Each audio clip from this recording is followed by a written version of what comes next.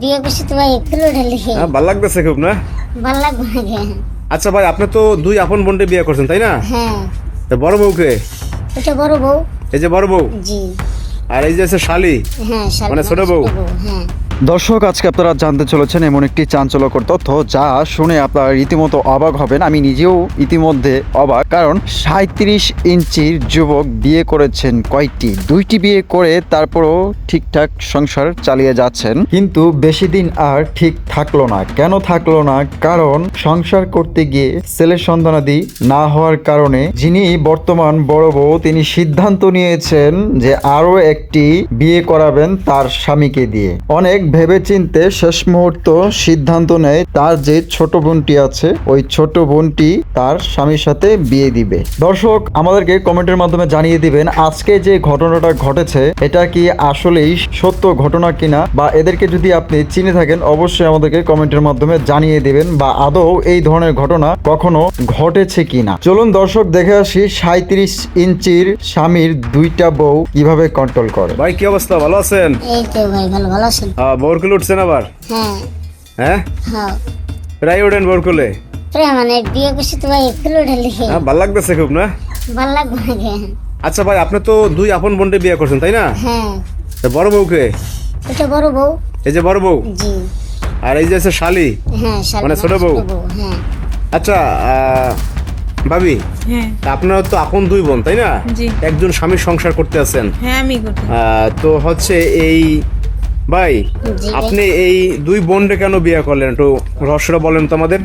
আসলে বিয়ে করছি হচ্ছে সন্তানাদির দরকার, বুঝছেন? হ্যাঁ বিয়ে করছি বড় বউরে, আমি বলছি দেখো আমাদের তো কোনো সন্তানাদি হচ্ছে না, হ্যাঁ, তাহলে আমি আরেকটা বিয়ে করি, আর এইভাবে তো আর চলে না, একটা সন্তানাদি না। সন্তানাদি লাগে, ভবিষ্যৎ লাগে। হ্যাঁ, ভবিষ্যৎ দরকার আমাদের, বুঝে একটা যা বলছি। পরে আমার বউ বলছে যে যেহেতু তুমি বিয়ে করবা তাহলে আমার বোন আছে, আমার বোনটা এনে দিই।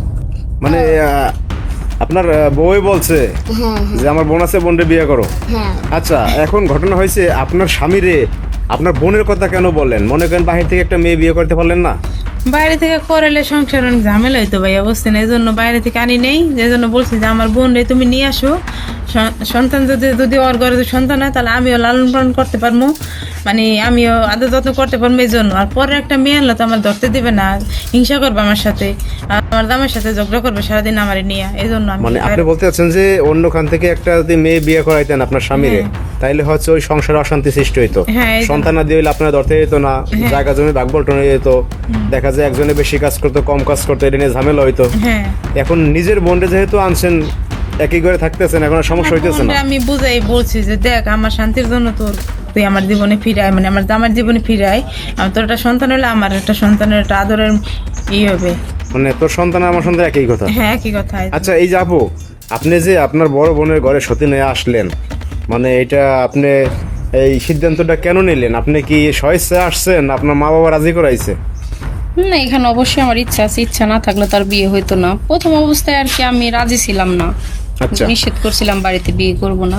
পরে যখন আমার আপু কান্নাকাটি করলো যে তুমি যদি বিয়ে না করো অন্য একটা মেয়ে আসলে আমার সংসারটা নষ্ট হয়ে যেতে পারে। অশান্তি হইবো। হ্যাঁ, হ্যাঁ। তখন ভাইবা দেখলাম আর কি যে হ্যাঁ বাবা মা যেটা বলো এটাই করি। পরে বিয়ে করলাম দুলাভাইরে। আচ্ছা, দুলাভাইরে বিয়ে করে এখন কি ভালো আছেন? হ্যাঁ আলহামদুলিল্লাহ ভালো আছি। আচ্ছা ভাবি, এখন কি আপনাদের সংসারে কোনো সমস্যা হইতেছে না? না, এখন কোনো সমস্যা হয় না, এখন আমরা সবাই ভালো আছি। এই দেখা যায় আপনারা যখন বাবার বাড়ি যান, এরকম দেখা যায় জামাইরে কোলে নিয়ে যখন যান, তখন মানুষজন বিভিন্ন কথা বলে না?